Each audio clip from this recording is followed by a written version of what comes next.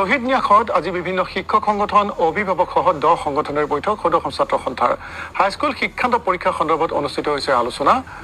28 মেত সেবাক পৰীক্ষা অনুষ্ঠিত কৰা সন্দৰ্ভত পৰামৰ্শ আগবঢ়াব আছুৱে পৰীক্ষাৰ বিষয় হ্ৰাস নম্বৰ আৰু পাঠ্যক্ৰম হ্ৰাস কৰাৰ পৰা আগবঢ়াইছে ছাত্ৰ সংগঠনটোৱে কোভিড পৰিস্থিতি স্বাভাৱিক হলে জুন অথবা জুলাই মাহত পৰীক্ষা অনুষ্ঠিত কৰাৰ প্ৰস্তুৰ আনহাতে ছাত্ৰ ছাত্ৰীক ঘৰত থাকি পৰীক্ষাৰ প্ৰস্তুতি চলোৱাৰ আহ্বান জনালে সদস্য ছাত্ৰ সন্থাই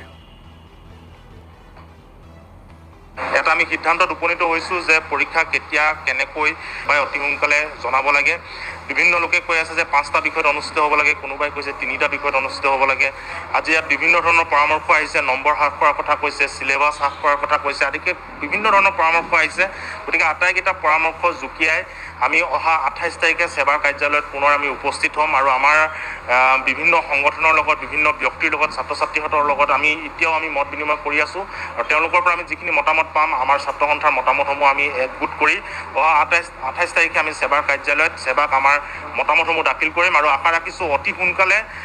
হাইস্কুল শিক্ষান্ত পৰীক্ষাৰ সন্দৰ্ভত এটা সুস্থিৰ সিদ্ধান্ত হওক